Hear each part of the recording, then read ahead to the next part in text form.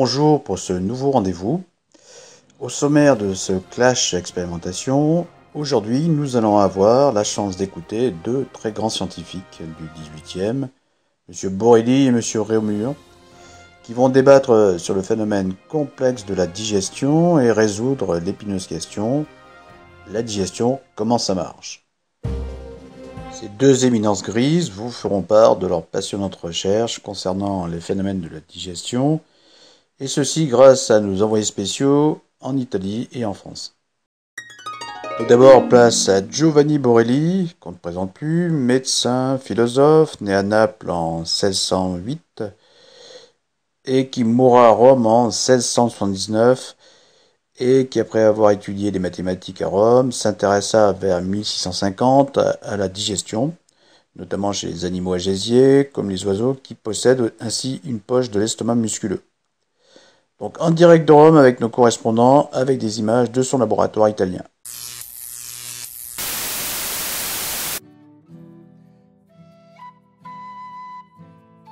Je suis Giovanni Alfonso Borelli, scientifique italien. J'ai observé que les poules parviennent à digérer les graines malgré l'absence de dents. Or, ces oiseaux possèdent un organe que n'ont pas les hommes, le gésier. Pour démontrer que les aliments étaient simplement broyés au cours de la digestion, j'ai donné de billes de verre à des poules. Les billes furent broyées. J'en déduisis que la digestion était un phénomène purement mécanique.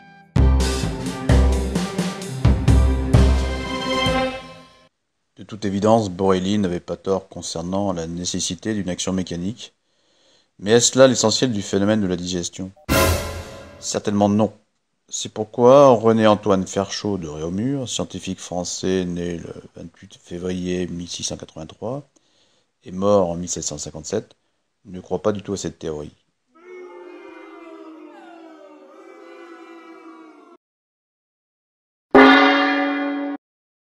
Ainsi, pour étudier la digestion, il réalise de multiples expériences sur des rapaces, sur les oiseaux dont la particularité est de rejeter sous forme de pelote les parties de leur proie qu'ils ne digèrent pas, les plumes, les os, les poils, etc.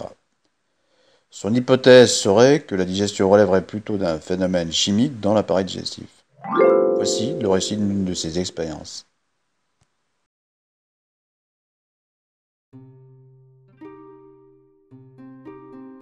Je pris une buse pour cobaye de mon expérience. MDR. Celle-ci a la particularité de régurgiter les restes qu'elle ne peut digérer. Autrement dit, elle les fait sortir par son bec. Je fis alors avaler à cette buse un tube en fer ouvert aux deux extrémités. Ce tube contenait un morceau de viande accroché par un fil à l'intérieur.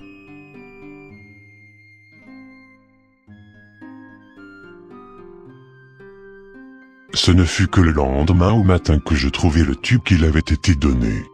Sa forme n'avait aucunement changé. Le morceau de viande avait été réduit à moins d'un tiers, peut-être au quart de premier volume et de son premier poids. Ce qui en restait a été bien retenu par le filet couvert par une espèce de bouillie.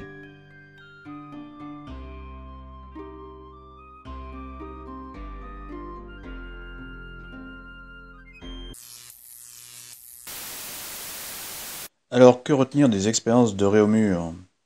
Tout d'abord, Réaumur utilise un matériel expérimental qui permet d'éliminer l'hypothèse d'une action mécanique. En effet, il place la viande dans un tube en fer, ce qui élimine toute action mécanique éventuelle dans le tube digestif de la buse, et qui pourrait ainsi digérer la viande. Il ne reste alors que l'action chimique de certaines substances fabriquées par le tube digestif du volatile. Ces mêmes substances chimiques passent par les extrémités ouvertes du tube pour agir sur la viande et la transformer en bouillie. Réaumur ira plus loin dans ses expériences puisqu'il fit avaler des morceaux d'éponge à des buses pour obtenir des échantillons de suc gastrique imprégnant alors les éponges.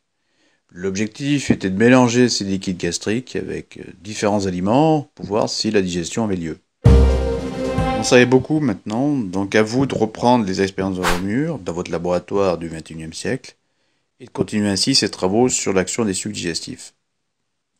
Il avait à sa disposition, et vous aussi, des tubes à essai, qui vont vous permettre de recréer les conditions du tube digestif in vitro et non in vivo, c'est-à-dire sur le vivant. Devenez ainsi des élèves et soyez dignes de la rigueur scientifique de René-Antoine de Ferchaud de Réaumur. La théorie sur la digestion était-elle conforme à la réalité?